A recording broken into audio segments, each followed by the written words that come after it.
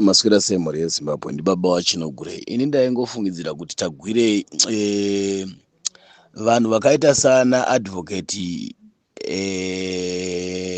Love Madhuku. Munhu akadzidza akaenda kuchikoro Love Madhuku. Waifanira kungorizina kungoshandisa njere woona kuti zviri kuitwa nezana hazvina musoro. Iye semunhu akadzidza otarisa kuona kuti iye ane sapoti yakaita sei iri kumutevera. Apedza izvozvo semunhu une benefit munyika yepfungwa yemunhu akadzidza waifanira kuti ungosapota kana kujoina Chamisa kana kungosapota Chamisa. Unorangarirwa ende wana Zimbabwe vanomutenda zvokuti tu vanomutenda zvisingaiti, including wana Tabani Mupofu already vagara vari vanhu vanosapota nekusapota musangano, and other lawyers vane mukurumbira. Then vanhu vogadzira nyika vakabatana nemalawyers ari muopposition esaya vogadzira committee necabinet inoita kuti ifambise nhau idzi kuendesa kumusoro. Vakabatana vorega kuchiwengana semapolitical parties, vobatana vese vasiri vezanu vese, then wosiya zveudictatorship zvokusapota madictatorship nekushandiswa izvi. But Monzora hafanire kupinzwa ipapo nevamwe malawyers mamwe ari mukati imomo, pone mamwe asikafaniri kupinzwa ipapo. But some lawyers vanofanira kunge vachibatana kusanganisira iwo advocate Chamisa vacho pachawo vanofanira kunge vari vanhu vanobatana, kusanganisira mamwe malawyers ari imomo anobatana. But vaChamisa havafaniri kunge vachinyanya kutambira futi muhondo yemuunganidzwa wemalawyer acho iyoyo, because wamwe malawyers acho anoshandiswa nezano, vanogona kushandisirwa poison dziya dzinozorwa macheya, madoo, muchikafu and so forth. Vane vanhu vavo malawyer ariko vaChamisa, vanana comrade Biti varikoko nevamwe vakasiyana na comrade Scala nevamwe vakasiyana siyana, vanofanira kunge vachiningirikinda. Vanana Ncube vese ava vosiya zvokutengesa nyika izvi vobatana. Ini ndio zvandaiona bedzi kuti hondo yemapolitical party ichiitika, but malawyer vanofanira kuita round table. Love Madhuku waifanira kunge uri kukurudzira zvinhu izvozvo semunhu anotyiwa chaizvo, anoremekedzwa panhau yezvemitemo nemunhu akafunda, osiya kunzvenzveredzana nekusapota ZANU-PF. Then nyaya iyi maonero andandichiita yanga ichifanira kuiswa mapepa ayo kose zvako, yanga ichifanira kubvira papanhingirikini imo munyika macho. But munyika manje vanogona kudelayiwa ZANU-PF ichitobridja mutemo vachidhonza, because matare ari kukondorwa nana Ziyambika nana Malaba. Saka vanhu vamuidi, saka vanofanira kunge vachitoningirikina, because vanodelayiwa ichikorespondwa uku vachigadzira zvavari kuita, inozopedziswa vatopedza kare zvauda kuita vana idi. Saka yaifanira kuti iendeswe kana kune dzimwe nyika, kunana South Africa, Namibia, kunana Botswana, kana kuendeswa kunana Egypt chaikoko, yonotongwa iri ikoko kuchinja matare munyika. Then kana kuti yaifanira kunge ichienda kuSADC kana kuAfrican Union, kana kuti kuenda kuEuropean Union, oro kuenda kuAmerica, oro kuUnited Nations, even kunana ICC kuUnited Nations uko yaifanira kuti iende, because nyaya yeZimbabwe yanga isikafaniri kungoperera ipapo. Hazviri kuti wana Love Madhuku vangakundwa nana Ziyambi kufunga, vangakundwa nana Paul Mangwana, nana Niki Mangwana kufunga, nana Chinamasa. Handifungi kudaro kuti malawyers ese ari munyika akakundwa nemalawyers ari muZANU-PF vangakundwa na Jonathan Moyo, which means Madhuku unenge wakurirwa, because now Madhuku currently ndiye munhu anyanya kuverengwa kuti mudhara agara mune zvemitemo.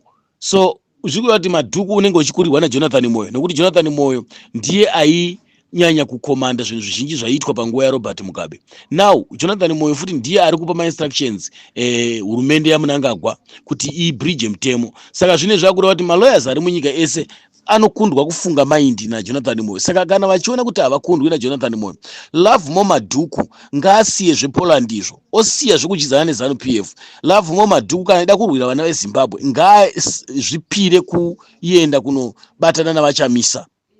Iye pache zvake oziva kuti ari pasi, unogona kukurira vaChamisa hake pane zvemitemo dzimwe nguva, kana kuti unogona kukurira pane zvimwe hatigoni kuziva, kana kuti unokurirwa kana kuti vakaenzana.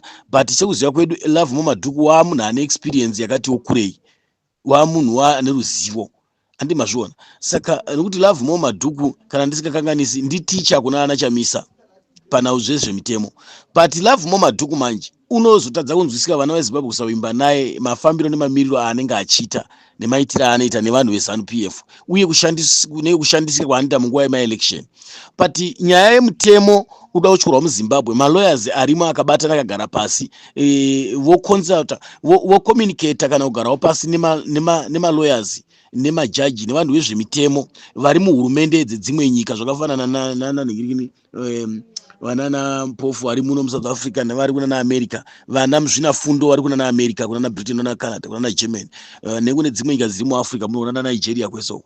Vogara pasi vari group rema lawyers. Then Mnangagwa unofanira kuchisungiswa nepolitical party yake. Saka vanhu vanosungiswa imomo kunosungiswa iye first secretary wacho Mnangagwa pachake leader webato iroro.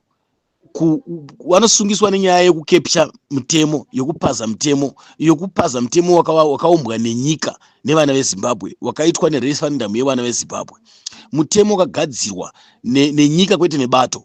Saka Mnangagwa simba iro rari kuriwana kupi? Nekuti vanhu vari munyika hakuna referendum yakaitika yokuti waise Mnangagwa 2030, hakuna maelection aitwa, uye Mnangagwa wagara uine history yokudyiwa maelection. Zviri kuzikana nepasi rese. Remember kuti vanofanira kurangaridzwa nyika dzese. Saka Mnangagwa uda kuita chitsotsi chekunzvenga maelection nekuti hapana paanofa akawina maelection akaenda ZANU-PF ikaenda kumaelection naChamisa. Hapana painombofa yakawina ikasarova vanhu kumagaro netsvimbo, ikasabiridzira nekushandisa mutemo nokupepcha. Saka ZANU-PF ida kuvharidzira nyaya yemareforms iri kutaurwa nemapato anopikisa, yauda kubridge. Nyaya iripo ndeyekuti mareforms anosungira ZANU-PF kuti ibiswe mudictatorship wemitemo wayanga ichishandisa. Saka maelection anoteera inoziva kuti anenge asina mukana wechitsotsi chainoita, inorohwa. Saka ida kushandisa umbavha. Saka ZANU-PF yanga isingawini maelection makore ese. Ndini baba Chinogore ndiri kutaura. Yanga isingawini. Handina kufunda zvemutemo, handina kuenda kuchikoro ini. But ndichifanisa njere dzaMwari chaidzo, ini dzangu njere dzinobva kuna Mwari. Ndiri kuona kuti ndo zvinhu zviri kufanira kunge zvichitoitwa izvozvo chaizvo izvo. Saka ZANU-PF kwaifanira kusungiswa Mnangagwa, kwaifanira kusungiswa Minister of Defense. Anosungisirwei in terms conditions emutemo wesecurity yenyika, emutemo wedefense. Haafaniri kunge achiita mujibha webato. Kwaifanira kusungiswa Army General wenyika yeZimbabwe, because uri kubatsiridza kuponda nekukoloniza nyika yevana veZimbabwe nekupamba. Iko zvinoti ane maChina anozvitupa muZimbabwe, but hakuna maZimbabwe, mangani maZimbabwe anozvitupa zvekuChina kana vanomhanyira kuChina kudarika nyika dzekuEurope. Vana ivavo vari muMachina vanokwanisa here kudzivirira mutemo wenyika yeZimbabwe kana kuti kudzivirira tsika neculture nezviwanikwa zvenyika yeZimbabwe maChinese iwa? Saka vari kuita zvavanoda. Saka Minister of Defense unofanira kusungiswa. Wamadhuku kana vachinzwisisa audio ndiri kutaura iyi, kana mamwe lawyers ari munyika. Minister lawyer ari kutora opa muchinguri haafaniri kuopata kuonekwa ari pazvinhu izvozvo. Kana achiita zvebato ngaite zvekubato, asingabati zvemutemo yenyika kana kusapota zvemutemo yenyika, zvokudistroya mutemo yenyika. General haafaniri kuwanikwa akanga ada kumboiswa, remember ane umboo nekuti pane maV11 kuti akanga ada iye atotenda kuti aite political member weZANU-PF. Nhasi ari kuonekwa futi vachisiya Mnangagwa nehurumende yeZANU-PF vachiita zvavanoda. Saka uripo pakudominata kuparadza simba revana veZimbabwe. Minister of Defense une mhosva, kwouya minister wenhingirikini uyo wejudiciary uyo Ziyambi une mhosva hombe, because ndiye ari kutungamira kupaza mutemo, because ndiye umwe wamwe vaitaurwa paCongress akaitwa kuti vanhu vakaomba mutemo wokuti Mnangagwa arambe aripo ndiwo vanhu futi vakagadzira mutemo. Saka 2030 hairambi, kureva kuti vari kutaura vana Ziyambi. Maona, Justice Malaba unofanira kusungiswa, Chigumba unofanira kusungiswa, mukuru wemapurisa unofanira kusungiswa, commissioner, mukuru wemadzimambo anofanira kusungiswa. Saka ndo zvinhu zviri kufanira kutariswa. Kune nhamba yevanhu vari kufanira kusungiswa kupinzwa majeri, aidha zvaramba kana dare repamusoro repasi rese rekuSwitzerland ICC ichibvumira kuti Zimbabwe iturike nyaya yayo ikoko, asi inenge yakutungamirirwa iri pasi pebandiko rebato rinotungamirirwa navaChamisa. VaChamisa ndo vanenge vakuenda mberi nezita rebato. Malawyers ese aya ochienda akaprotecta bato. vachamisa vanoenda vakabatira nyaya yemaelection iya akaitika iya, vochibva vabatana nenyaya ichi yaitika nhasi. Saka vana madhuku vanga vachifanira kuprotekta zvizvarwa zveZimbabwe sevanhu vemutemo, vanga vachifanira kugara pasi vachigadzisa nyaya ichi, nemamwe maloyers evana veZimbabwe vari kunze kwedzinyika uku vaifanira kubatana voita chinhu chimwe chete. Ndo zvinhu zvandaiona izvozvo, nokuti manje nyika haisisina polisi, haisisina army, haisisina judiciary, haisisina electoral commission, zvese zvapasi pepolitical party, zvagrebwa nepower raanatagwirei nana Mnangagwa. God mafia yakaprotectwa. Iko zvino vanhu vanga vachidemonstrate chavari kusungirwa chaicho munochishaiwa, because nhau yokuti ED haafaniri kupinda 2030 haingasungirwa munhu wana madzibaba eshanduko vese vana Karembera vese vana Ningirikini vese vana Mapengo nevamwe vese vana Mudhara Ningirikini, vana Mudhara uyo Movetu uyo, Mudhara wedu uyo havafaniri kusungwa. Saka kusungirwa chete kuti sei maida kundirambidzira kuti ndipinde 2030, izvo zvinhu zvacho zvisiri pamutemo, but ndo zvakutoshandiswa. Ndosaka tiri kuti vana Ziyambi matsotsi, vana Malaba matsotsi, vakuru vemapurisa matsotsi.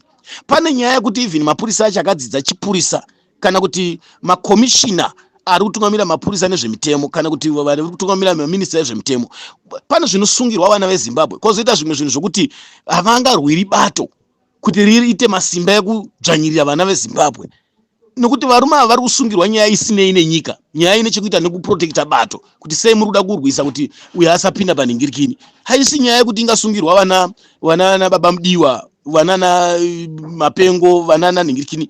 It's a silly issue yokuti nanhasi mukazotarisa kuti havasi kuda kupidigura hurumende, but vari kuramba chidictatorship, but nyaya yacho yakushandurwa kumapepa.